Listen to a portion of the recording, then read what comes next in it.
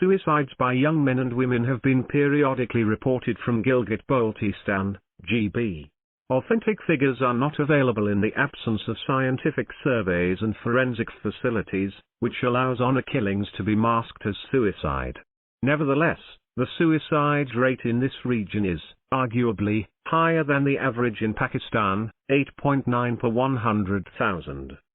But we have good tidings from Giza in this context. This town of scenic beauty has been the center of tragic self-destruction by youth overwhelmed by despair. Now there is hope. A group of young men and women, sharing the frustration of their contemporaries, have decided to act. On June 19, they arranged a Maraka in Giza. This is a unique practice. Unlike a jirga, it offers no verdict. Instead, it offers the opportunity to all participants to share their views on an issue of concern. Nearly 700 young people and some seniors attended the June assembly to articulate their thoughts on suicide. Anayat Beg, who is a trained mental health worker, mobilized his team, Jibin Fatima, a fisherman's heir, to take the initiative. The guidelines for the Maraka were simple: all the youth would get a hearing without the listeners being judgmental. The gathering was an inclusive one and all participants were provided pen and paper for expressing their views. The preliminary discussion helped frame a declaration of 21 demands.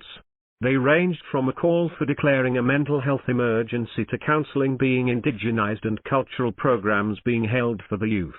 The written input from the participants is being analyzed for further action. Nearly 700 young people and some seniors discussed suicide. One hopes this exercise will bear fruit and that it will lead to tangible solutions. For years, those in power have known the youth in GB are disgruntled and that suicide is common. HRCP representative Israuddin told me that he had pointed this out more than 5 years ago and also suggested that the government should arrange for research and take suicide prevention measures. But his voice went unheeded. GB still lacks medico-legal experts, and medical and environmental researchers to determine the causes of the high suicide rates. Aga Khan University authorities, who run an extensive education program in GB, making it one of the most literate regions in Pakistan, have responded to the suicide challenge by adopting an interventionist approach from a mental health perspective. My long conversation with Anayat Beg proved to be most revealing. He understands the psyche of his people and by virtue of his training in Karachi is able to take a detached view of his homeland. He believes that social factors are the root cause of GB's suicide crisis. The youth is alienated from the community. The social/familial, mental health, economic and political structures are ill-prepared to cope with the challenge. Innovative strategies to meet the growing psychosocial needs of the people have not been devised. The fact is that this has been the perpetual tragedy of Pakistan for decades. It is Giza's misfortune that it has been hit harder because the pace of transformation in the region has been rather rapid and uneven since the turn of the century. This has left no space for adjustments that normally take place in such a situation. Education has been the biggest catalyst in changing the mindset, aspirations and expectations of the young people. The older generations have not been touched by the winds of modernization that have taken the youth by storm. The resultant clash of generations has brought with it new problems. Jabin, who went to Lahore for higher education, identifies patriarchy as the major cause of friction.